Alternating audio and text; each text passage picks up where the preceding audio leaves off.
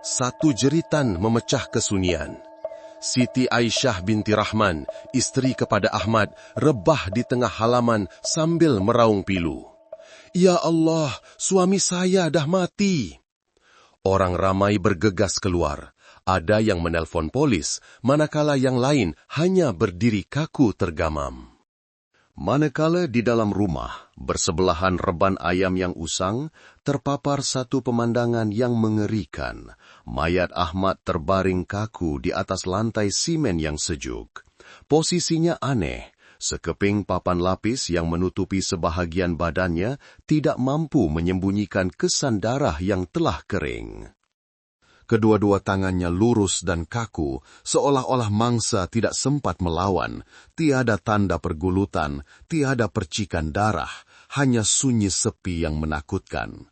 Dalam kekecohan itu, pandangan mata Aisyah memancarkan sesuatu yang lain. Bukan keputusaan sepenuhnya, bukan kesedihan semata-mata, tetapi kewaspadaan dan ketakutan akan terbongkar. Jiran-jiran mula berbisik. Dengar cerita pasangan itu sering bergaduh. Jamal, adik iparnya, kebelakangan ini sering berada di rumah. Kabar angin mula merebak seperti api, dan dari sinilah tirai pembohongan perlahan-lahan tersingkap. Kita akan menjejaki setiap petunjuk, setiap kata-kata, setiap renungan, untuk sampai ke penghujung satu-satunya persoalan. Siapakah yang membunuh Ahmad bin Qasim, dan mengapa dia bertindak sekejam itu? Dari luar, keluarga kecil Ahmad dan Aisyah adalah contoh ideal di kawasan perumahan itu. Sebuah rumah teres setingkat yang kemas, sebuah bengkel membaiki motosikal yang kecil tetapi sentiasa sibuk. Seorang suami yang baik dan rajin, seorang istri yang cakap menguruskan rumah tangga sambil bekerja, dan seorang anak perempuan comel berusia 6 tahun, sopan dan disayangi semua. Tetapi, kadangkala, semakin sempurna kulit luarannya, semakin herot-berot kebenaran di dalamnya. Ahmad bin Qasim, lelaki yang terbaring kaku pagi itu, menjalani kehidupan yang ringkas sehingga membosankan. Dia tidak minum arak, tidak berjudi, tidak mempunyai kawan rapat. Pagi buka bengkel, malam pulang makan, hujung minggu bawa anak berjalan-jalan. Dia menyayangi istri dan anaknya dengan cara seorang lelaki yang lurus. Bekerja keras, serahkan uang, tidak banyak bercakap, dan menganggap itu sudah cukup. Tiada kata-kata semangat, tiada pelukan, tidak peduli betapa penat istrinya pulang dari kerja, hanya satu ayat yang lazim setiap malam. "Ada apa-apa nak makan tak sayang?" Ahmad bukan orang jahat, dia cuma tidak prihatin. Dan sikap tidak prihatin itulah, walaupun tidak mencetuskan jenayah, menjadi tanah lembab untuk tragedi ini bercambah. Siti Aisyah binti Rahman, 28 tahun, muda dan cantik, bekerja di sebuah spa kecil 3 kilometer dari rumah. Siang hari dia juru cantik, malam hari dia ibu kepada seorang anak dan istri kepada seorang lelaki yang pendiam. Dia hidup dalam dua dunia yang bertentangan. Satu dunia yang berbau minyak wangi, musik perlahan, dan usikan manja daripada pelanggan lelaki yang kaca. Dan satu dunia, lampin bayi, bunyi spanar berlaga, dan bau minyak enjin yang melekat pada hidangan malam. Aisyah bukan wanita jahat. Dia cuma merasa sesak dalam kehidupannya sendiri. Dia pernah mengimpikan untuk disayangi, untuk dibelai, tetapi tahun demi tahun ia hanya tinggal teori. Aisyah dahagakan seseorang untuk mendengar, untuk dilihat sebagai seorang wanita, bukan sekadar penjaga rumah. Dan dari kehausan itu, kelemahannya perlahan-lahan menjadi api dalam sekam. Dan kemudian ada seseorang yang sentiasa di situ, diam tetapi memerhatikan segalanya. Jamal bin Qasim, adik kandung Ahmad, 26 tahun, menganggur, menumpang di rumah abangnya. Tiada suara, tiada kedudukan. Jamal tidak bising, tidak mencari pasal, tetapi jauh di dalam hatinya ada kehausan untuk diiktiraf, untuk dihargai, untuk mengatasi abangnya yang sempurna itu walau sekali. Abangnya ada rumah, ada istri, ada anak, ada pekerjaan tetap. Bagaimana dengan dirinya? Hanya bayangan yang hidup menumpang di bawah bumbung orang lain, makan minum percuma, dan mendengar sindiran tidak sengaja setiap kali waktu makan. Jamal bukan orang jahat, dia cuma telah menelan kepahitan bertahun-tahun sehingga tidak tahu apa yang didahagakannya. Dan kemudian ada satu pandangan, satu senyuman. Suatu ketika, secara tidak sengaja, Aisyah meminta Jamal membaiki dapur gas. Suatu ketika, Ahmad tiada di rumah dan hanya mereka berdua sahaja. Ketika itu, Jamal bukan saja melihat Aisyah, tetapi dia melihat peluang. Peluang untuk menjadi lebih baik daripada abangnya. Peluang untuk merasa dirinya berharga, peluang untuk memiliki wanita itu dan kedudukan yang selama ini dicemburuinya sehingga kering harga dirinya. Maka ketiga-tiga insan ini, tiga kehidupan yang kelihatan tenang, mula tergelincir dan bertembung. Seorang lelaki yang tidak prihatin, seorang wanita yang dahagakan kehidupan, seorang yang tewas memendam cita-cita untuk merampas. Keluarga contoh? Tidak, itu hanyalah selaput nipis yang menutupi sebutir bom jangka yang telah dipasang. Dan pada pagi itu, letupan itu bukan dari bom, tetapi dari hati manusia. Cinta jika tiada perkongsian akan mereput dari dalam. Keluarga jika tiada kejujuran akan menjadi penjara yang tiada siapa berani lepaskan diri. Dan apabila segala yang terpendam sampai ke kemuncaknya, satu kematian hanyalah akibat yang tidak dapat dielakkan. 7 pagi, pasukan siasatan jenayah Ibu Pejabat Polis Kontingen Selangor menerima panggilan kecemasan. Seorang lelaki ditemui mati dalam keadaan luar biasa di belakang rumahnya sendiri. Tiada tanda-tanda pergulutan, tiada senjata, tiada darah, tetapi ada satu perkara yang jelas, bau sebuah lakonan. Superintenden Badrul, ketua pasukan siasatan kes berat, tiba di lokasi pada pagi itu juga. Beliau sudah biasa dengan kes-kes yang memeningkan kepala, tetapi kali ini ada sesuatu yang aneh. Selepas meninjau tempat kejadian, beliau hanya berkata ringkas, "Tempat kejadian terlalu bersih." Kes pembunuhan sebenar selalunya meninggalkan kekecohan, tetapi di sini kekemasan inilah yang membuatkan saya seram sejuk. Pihak forensik segera memulakan tugas. Bedah siasat menunjukkan satu perkara yang tidak dapat disangkal. Mangsa meninggal dunia akibat trauma di kepala, satu pukulan yang sangat kuat dari atas, mustahil akibat kemalangan terjatuh biasa. Tiada kesan calar di tangan, tiada tanda melawan. Mangsa tidak tahu apa yang akan menimpanya. Kematian datang secara tiba-tiba dan tepat. Semasa pasukan siasatan memeriksa kawasan sekitar, satu butiran kecil mula timbul. Sepasang sarung tangan plastik ditemui, kemas di dalam tong sampah. Sarung tangan itu tidak koyak, tidak berdarah, tetapi disembunyikan dengan teliti di bawah lapisan sampah kering, seolah-olah seseorang mau menghapuskan semua jejak dengan begitu teliti. Di halaman belakang, tanah menunjukkan kesan aneh, seolah-olah sesuatu yang berat telah diseret. Kesan seretan itu tidak sampai 3 meter dan berhenti tepat di tempat mayat ditemui. Ini menimbulkan persoalan. Jika mangsa mati karena terjatuh, siapa yang menyeret mayatnya ke belakang rumah dan menutupnya dengan papan lapis? Ini bukan kemalangan, bukan kebetulan. Pasukan siasatan dibahagikan kepada 3 kumpulan. Satu kumpulan menumpukan pada pengambilan keterangan daripada ahli keluarga. Satu kumpulan memeriksa telepon dan kamera litar tertutup CCTV di kawasan itu.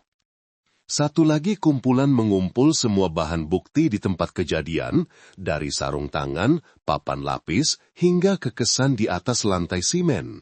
Semakin dalam siasatan, keadaan menjadi semakin rumit. Istrinya, Siti Aisyah, mendakwa dia tidur sejak jam 11 malam dan hanya menyadari kejadian itu pada waktu pagi.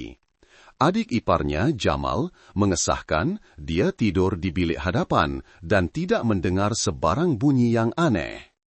Tiada saksi, tiada jiran yang mendengar jeritan, tiada siapa yang melihat orang asing masuk atau keluar. Tetapi kesempurnaan inilah yang membuatkan para penyiasat berasa seram. Kerana dalam penyiasatan jenayah, apabila tiada bukti, tiada percanggahan, tiada sesiapa yang mencurigakan, hanya ada dua kemungkinan. Pertama, ia benar-benar kemalangan, atau kedua, jenayah itu disembunyikan dengan begitu baik dan pembunuhnya berada sangat dekat, malah mungkin sedang memerhatikan mereka dari dalam rumah itu sendiri. Superintenden Badrul melihat jam. Belum sampai 48 jam selepas kes berlaku, tetapi setiap jam yang berlalu adalah satu peluang yang hilang. Bukti semakin pudar, saksi mula mengubah keterangan. Tekanan daripada pihak atasan dan orang awam membebani seluruh pasukan. Beliau mengerutkan dahi lalu memberi arahan, kecilkan skop. Jangan cari pembunuh di tempat lain. Tumpukan pada 3 orang di dalam rumah ini. Alibi, keterangan, CCTV, malah kesan tapak kaki di halaman. Saya mau semuanya. Pelakunya ada di sini, cuma dia fikir tiada siapa yang nampak. Seorang mati, 3 orang yang hidup, tiada siapa tahu apa-apa, tiada siapa dengar apa-apa. Tempat kejadian yang bersih dan keterangan yang lancar sehingga mencurigakan. 8 jam pertama bukan sahaja masa untuk menyelesaikan kes, tetapi pertempuran antara kebenaran dan pembohongan yang sedang ditutupi oleh wajah yang paling dikenali. Hari ketiga selepas kematian Ahmad, tekanan memuncak. Seluruh kawasan perumahan tidak henti-henti bercakap, penduduk berbisik-bisik, media sosial membuat spekulasi, dan akhbar mula menamakan kes itu sebagai pembunuhan dalam rumah tanpa pembunuh. Superintenden Badrul terpaksa meluaskan siasatan dan satu nama disebut, Harun bin Mamad, kawan lama mangsa. Seseorang yang pernah berniaga bersama Ahmad, kemudian bermusuh karena wang. Menurut rekod, Harun seorang kaki judi tegar, banyak kali meminjam wang daripada Ahmad dan tidak membayarnya. Pernah sekali mereka berdua bertumbuk di bengkel, disaksikan oleh ramai orang. Satu ayat yang menarik pernah kedengaran. Kau tak bagi muka ke aku bagi kau terbaring terus, dengar tak? Ugutan ini apabila diungkit semula, serta-merta menjadikan Harun suspek utama. Pasukan siasatan segera mencari jejak Harun. Selepas beberapa jam menjejaki, Harun ditahan dalam keadaan mabuk, mukanya lebam-lebam akibat baru bergaduh di sebuah pot judi. Selepas disoal siasat, alibinya disemak dan CCTV diperiksa. Harun mempunyai bukti alibi yang kukuh. Sepanjang malam kejadian, dia berada di sebuah kafe siber di kawasan lain dengan rekod masa log masuk. Malah ada pekerja kafe siber yang mengesahkan Harun tertidur di situ sehingga pagi. Apabila bersemuka, Harun hanya tersenyum sinis. Aku benci dia, tapi aku tak bodoh nak bunuh dia. Bunuh dia dapat apa? Hutang langsaikah? Maka petunjuk paling penting itu runtuh. Tetapi itu bukanlah tamparan terakhir. Seorang saksi tiba-tiba muncul. Makcik Kiah, penjual air di hujung lorong. Dia berkata pada malam kejadian, dia melihat seorang pemuda yang tidak dikenali masuk ke dalam lorong, memakai jaket hitam, bertopeng muka, kelihatan mencurigakan. Dia tidak nampak mukanya, tetapi ingat dengan jelas susuk tubuhnya yang kurus, tinggi, dan berjalan sedikit tempang sebelah kaki. Maklumat ini membuatkan seluruh pasukan siasatan seperti mendapat durian runtuh. Pasukan segera melakar semula laluan dan meminta rakaman CCTV dari rumah jiran-jiran. Tetapi tiada satu pun kamera yang merakam imej pemuda misteri itu. Tiada jejak kaki asing, tiada rakaman CCTV, semuanya hanya bergantung pada ingatan seorang wanita tua yang mungkin suka menambah cerita. Apabila ditanya dengan lebih teliti, Makcik Kiah menjadi keliru dan berkata, tak pastilah, hari tu mata Makcik penat, nampak dari jauh je. Tapi memang nampak macam orang tak kenal. Harapan musnah. Seorang saksi yang tidak pasti, tiada alamat, tiada rakaman, tiada bukti. Pasukan siasatan menemui jalan buntu. Di dalam bilik mesyuarat, suasana begitu tegang sehingga sesak nafas. Hipotesis rakan niaga gagal, saksi baru tidak jelas. Semua arah buntu. Superintenden Badrul berdiri di tengah-tengah mesyuarat, matanya meneliti papan lakaran di dinding, gambar tempat kejadian, pelan rumah, kedudukan mayat, garis masa. Aisyah, Jamal, dan anak perempuan dalam gambar, lalu berkata, "Kas ini tidak berlaku di jalanan. Ia tidak berlaku di kasino atau kedai minum. Ia berlaku di dalam rumah, sebuah rumah dengan hanya 3 orang. Jika bukan orang luar, maka yang tinggal hanyalah orang dalam. Seluruh bilik senyap. Kebenaran kadang-kadang tidak terletak pada perkara yang jauh, tetapi di tempat yang kita paling tidak mau hadapi." Dalam usaha memburu orang asing, pasukan siasatan perlahan-lahan kembali ke titik permulaan, rumah mangsa itu sendiri, tempat segalanya bermula. Apabila semua arah siasatan luaran menemui jalan buntu, pasukan penyiasat memutuskan untuk melakukan sesuatu yang mudah tetapi berkesan, kembali ke permulaan, dengan rumah tempat mangsa tinggal. Mereka menyemak semula setiap butiran. Dari jadual harian, susun atur bilik, CCTV di lorong, hingga ke tabiat pulang setiap orang. Orang pertama yang diberi perhatian ialah Jamal bin Kasim, adik mangsa. Jamal tinggal serumah, tiada pekerjaan tetap dan hampir sentiasa berada di tempat kejadian sepanjang masa kes berlaku. Keanehannya ialah Jamal mendakwa dia tidur awal pada malam itu dan tidak mendengar apa-apa. Tetapi jiran-jiran mengesahkan bahawa kebelakangan ini Jamal sering berjaga malam, duduk di halaman belakang sambil merokok. Lebih-lebih lagi, keterangannya tentang waktu tidur sangat sepadan dengan keterangan Aisyah. Kedua-duanya menegaskan, "Kami tak tahu apa-apa, cuma bangun pagi, tengok Abang Ahmad dah mati." Kesepadanan yang mencurigakan. Pasukan siasatan terus memeriksa CCTV dari rumah-rumah jiran. Seperti yang dijangka, Aisyah beberapa kali muncul dalam rakaman bersama adik iparnya. Kadang-kadang jam 9 malam, kadang-kadang hampir jam 11 malam. Tiada tingkah laku yang luar biasa. Persoalan yang timbul, mengapa mereka berdua sering keluar bersama pada waktu malam ketika suami tidak ada di rumah. Kemudian, kabar angin mula diungkit semula. Seorang peniaga di hujung lorong berkata, "Saya ingatkan dia dengan si Jamal tu pergi pasar tolong-tolong, tapi kenapa setiap malam nampak naik motor sama-sama, tapi balik sorang-sorang?" Seorang ketua rukun tetangga pula teringat, Jamal tu selalu tumpangkan kakak ipar dia ke mana-mana. Pernah sekali dia cakap dengan saya, nak hantar kakak pergi spa. Malam-malam buta nak pergi spa apa lagi? Butiran-butiran kecil yang kelihatan remeh mula terjalin menjadi satu rangkaian yang membara di bawah permukaan.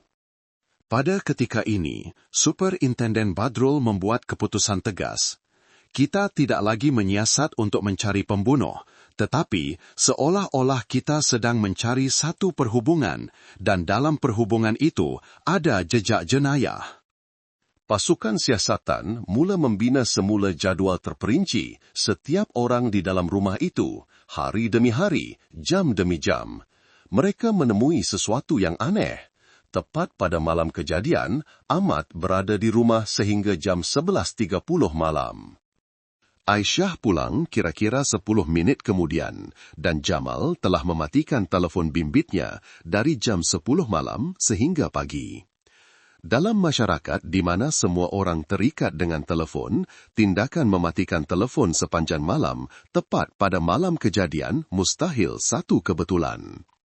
Sekali lagi, Superintenden Badrul memanggil Aisyah dan Jamal untuk disoal siasat semula. Tanpa menahan, tanpa menuduh, hanya bertanya, "Kenapa awak tak cas telefon? Kenapa puan kata puan balik jam 10, sedangkan CCTV merekodkan jam 11 kurang?" Aisyah tergagap-gagap. Jamal pula mukanya merah padam sambil berkata, "Terlupa. Tiada siapa yang menafikan, tetapi tiada siapa yang menjawab dengan jelas." Semakin dalam siasatan, pasukan penyiasat semakin sedar bahawa jenayah ini tidak berpunca daripada satu tindakan impulsif, tetapi ia telah dieram dari satu hubungan sulit dan terlarang yang wujud di dalam rumah 3 orang itu. Dan apabila Badrul meletakkan tangannya pada papan lakaran, menuding tepat ke muka Jamal dan berkata, "Kuncinya bukan di luar, ia ada di dalam rumah ini." Seluruh pasukan tahu siasatan telah secara rasmi beralih arah. Daripada petunjuk yang tidak kelihatan, daripada khabar angin yang dianggap remeh, daripada CCTV yang tidak merakam jenayah, tetapi merakam tingkah laku yang biasa, satu kesimpulan mula terbentuk. Kadangkala, pembunuh tidak perlu bersembunyi dalam gelap, tetapi hanya perlu berdiri di tengah-tengah rumah dengan wajah yang dikenali dan pandangan mata yang pandai berlakon. Hari ke-6 selepas kejadian, siasatan yang seolah-olah buntu tiba-tiba berubah arah dengan satu panggilan tanpa nama. Panggilan itu diterima oleh Bilik Gerakan Polis Negeri pada jam 1.47 pagi. Suara seorang wanita yang gemetar dan serak hanya berkata satu ayat. "Periksa baju belakang rumah dekat kolah air," kemudian talian dimatikan. Tiada butiran lanjut, tiada nombor telefon, tidak dapat dihubungi semula. Tetapi, dengan pengalamannya, Superintenden Badrul segera mengarahkan anggotanya untuk menutup kawasan halaman belakang rumah mangsa tempat mayat ditemui. Dan hanya beberapa menit kemudian, pasukan forensik menemui sehelai baju seragam spa wanita berwarna putih yang disumbat jauh di bawah lapisan batu bata lama berhampiran kolah air. Baju itu telah dicuci bersih, tetapi masih meninggalkan bau pelembut kain yang berbeza, tidak seperti jenis yang digunakan oleh keluarga mangsa. Lebih penting lagi, pada baju itu masih terdapat kesan biologi, yaitu cecair badan lelaki. Baju itu segera dirampas dan dihantar untuk dianalisis.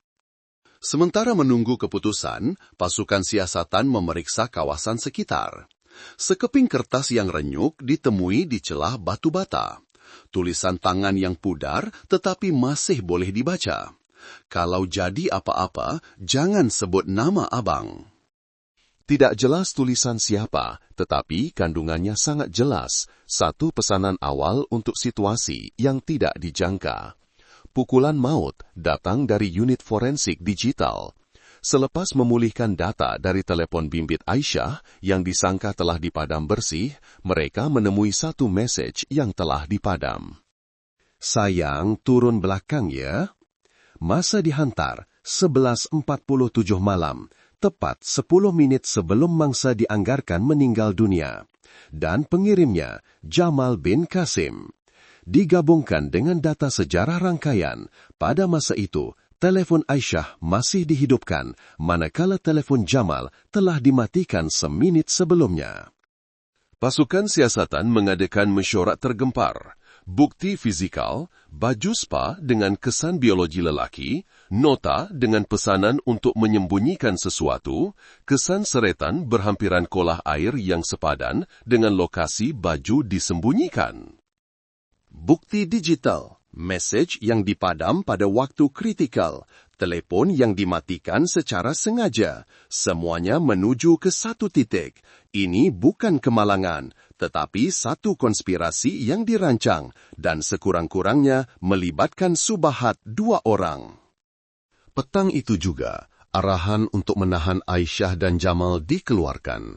Di balai polis, tiada lagi soalan berbasa-basi, tiada lagi syakwa sangka terbuka. Hanya bukti-bukti konkret, jelas dan dingin, satu persatu diletakkan di atas meja. Baju, mesej, nota, kesepadanan masa. Kedua-duanya diam, tiada lagi cara untuk menafikan. Kesunyian yang menjadi topeng mereka sejak awal kes secara rasmi telah dipecahkan. Apabila pembunuh berfikir semuanya telah ditutup dengan rapi, satu butiran kecil, sehelai baju, menjadi kunci yang mengubah segala-galanya. Dan apabila mesej yang disangka telah hilang selamanya, menjadi peluru pembuka kepada kebenaran yang mengerikan di sebalik pintu yang biasa. 2 bilik soal siasat, 2 suspek, 1 kebenaran yang menanti untuk didedahkan. Bilik nombor 1, Siti Aisyah. Dia duduk tegak, matanya tenang, wajahnya tidak menunjukkan sebarang emosi. Di hadapannya ialah Superintenden Badrul yang menyiasat kes itu sejak jam-jam pertama. Puan masih kata Puan tidur dari jam 11 malam itu? Aisyah mengangguk. Jadi, kenapa CCTV kawasan merekodkan Puan sampai di rumah pada jam 11.05 malam? Aisyah diam. Dan kenapa telefon Puan menerima satu mesej pada jam 11.47 malam, tetapi Puan tidak membacanya? Aisyah cuba memberi alasan bahawa mungkin dia tertidur, bahawa dia tidak ingat dengan jelas. Badrul tidak memotong. Dia hanya membuka fail dan mengeluarkan baju spa yang telah dianalisis. Dia menolaknya perlahan ke arah Aisyah. Ini baju yang Puan pakai hari itu. Kami dah sahkan dengan spa tempat Puan bekerja. Ia telah dicuci, tetapi masih ada kesan biologi lelaki dan bau pelembut kainnya adalah jenis yang tidak dijual di kawasan ini. Aisyah mula bernafas kencang tetapi masih cuba bertenang. Dan ini, Badrul mengangkat sekeping kertas yang ditemui berhampiran baju dengan tulisan, "Kalau jadi apa-apa, jangan sebut nama abang." Tulisan tangan ini sedang dianalisis, tetapi kami syak ia berkaitan dengan seseorang di dalam rumah Puan. Aisyah menunduk, tidak berkata apa-apa. Tiada lagi penentangan, hanya kesunyian. Bilik nombor 2, Jamal bin Qasim. Berbeza dengan Aisyah, Jamal kelihatan cemas sejak melangkah masuk. Tangannya digenggam erat, belakangnya bersandar rapat ke kerusi, matanya mengelak pandangan penyiasat. Inspektor Hafiz, yang mengetuai sesi soal siasat, memulakan dengan soalan mudah. "Encik Jamal, awak tahu ini mesej apa?" Di skrin tertera tulisan, "Sayang, turun belakang ya." Dihantar pada jam 11.47 malam. Pengirim, Jamal. Jamal tergagap, "Saya tak ingat, mungkin saya salah hantar." Inspektor Hafiz menekan papan kekunci. Skrin beralih ke imej beg sampah berhampiran kolah air, sepasang sarung tangan plastik, kesan seretan di atas lantai simen. Kemudian, keputusan analisis biologi yang sepadan dengan DNA Jamal. Tanpa menjerit, tanpa menghentak meja, hanya satu soalan seperti tikaman pisau. "Abang, awak bagi awak tempat tinggal, tanggung awak bertahun-tahun, jadi awak balas jasanya macam mana?" Jamal menunduk, menggigil. Dia yang cakap kau panggil polis, kami berdua masuk penjara. Satu pengakuan separuh jalan, tetapi pengakuan pertama. Serta-merta penyiasat memotong. Tiada siapa yang pukul awak. Malam itu, awak sendiri yang... Jamal menghentak meja. "Saya tak sengaja. Abang Ahmad pukul saya dulu. Saya tolak je, lepas tu dia jatuh." Pada ketika ini, Superintenden Badrul masuk. Di tangannya ada gambar swafoto antara Aisyah dan Jamal yang diekstrak dari telepon pribadi yang telah dipulihkan. Jangan bela diri lagi. Ini bukan lagi soal terjatuh, tetapi satu rantaian tindakan menipu, menyembunyikan, dan akhirnya membunuh. Jamal diam, mukanya pucat lesi. Tiada lagi penafian, tiada lagi alasan, hanya satu kebenaran. Dinding pembohongan telah retak secara rasmi. Apabila kata-kata tidak lagi berkesan, apabila pandangan mata tidak lagi dapat menyembunyikan apa-apa, bukti akan membuat kesimpulan. Dan di dalam rumah 3 orang itu, 2 orang terakhir telah mendedahkan kelemahan mereka melalui kesunyian mereka sendiri. 11.57 malam yang penuh malapetaka. Menurut keterangan Jamal dan Aisyah, semuanya bermula dengan satu mesej ringkas. Sayang, turun belakang. Ketika itu, Ahmad, suami Aisyah, sedang tidur di dalam bilik. Aisyah senyap-senyap bangun dari katil, melangkah ke halaman belakang di mana Jamal sudah menunggu. Mereka bertemu dan berbual seketika. Jamal membawa keluar satu beg sampah ke arah kolah air untuk melupuskan beberapa barangan pribadi. Tiada siapa sangka, pintu rumah tiba-tiba terbuka dan Ahmad muncul. Dia tidak berkata apa-apa, hanya memandang Aisyah, memandang Jamal, memandang jarak yang terlalu dekat antara mereka berdua, lalu meluru ke arah mereka. Satu tumbukan, satu tolakan, bunyi dentuman kuat kedengaran di halaman, dan kemudian senyap. Menurut keterangan, semasa pergulutan, Ahmad tergelincir dan kepalanya terhantuk pada bucu kolah air. Darah mengalir dari belakang kepalanya. Dia tidak lagi bergerak. Jamal panik dan mau berlari masuk untuk memanggil ambulans, tetapi Aisyah menarik tangannya. Kalau panggil polis, kita berdua masuk penjara. Anak saya macam mana? Satu ayat yang tegas dan dingin. Dan pada saat itulah, tiada lagi jalan untuk berpatah balik. Aisyah menyuruh Jamal menyeret mayat Ahmad ke tepi reban ayam. Dia mengambil papan lapis dan menutup mayat itu dengan tergesa-gesa. Kemudian mereka berdua membersihkan tempat kejadian. Aisyah menggunakan air untuk mencuci setiap kesan darah, mencuci baju sponnya yang terkena darah di dalam singki sebelum menyembunyikannya di belakang kolah air. Sementara itu, Jamal membuang sarung tangan ke dalam tong sampah dan menindihnya dengan sampah kering. Telepon bimbit Ahmad dibiarkan seperti sedia kala, tiada mesej atau sejarah panggilan dipadam. Mereka fikir, semakin nampak semula jadi, semakin kurang syakwa sangka. Sebelum tidur, Aisyah kembali ke tempat kejadian sekali lagi. Dia mengambil sekeping kertas, menulis dengan pantas ayat, "Kalau jadi apa-apa, jangan sebut nama abang," lalu menyelitkannya di celah batu bata berhampiran tempat dia menyembunyikan baju. Satu butiran kecil seperti sisa bawah sadar seseorang yang tahu dia sedang melakukan jenayah. Pagi esoknya, tepat jam 6.12 pagi, Aisyah menjerit memanggil jiran-jiran. "Abang Ahmad, kenapa dengan abang nih?" Jeritan itu bergema di seluruh lorong, cukup kuat untuk mengejutkan seluruh kawasan perumahan, cukup pantas untuk menarik perhatian. Satu sandiwara yang telah dirancang semalaman bermula. Aisyah dan Jamal telah menandatangani kenyataan mereka. Baris-baris perkataan yang kering dan dingin itu tidak lagi memberi ruang untuk pembelaan. Bukan lagi tidak sengaja, bukan lagi kemalangan, tetapi satu rantaian tindakan yang dirancang, menyembunyikan, memusnahkan bukti, mengelirukan siasatan, dan mereka-reka tempat kejadian palsu. Ada jenayah yang tidak berlaku dalam sekelip mata, tetapi dibentuk dari setiap pandangan, setiap kelalaian, setiap kali melintasi batas.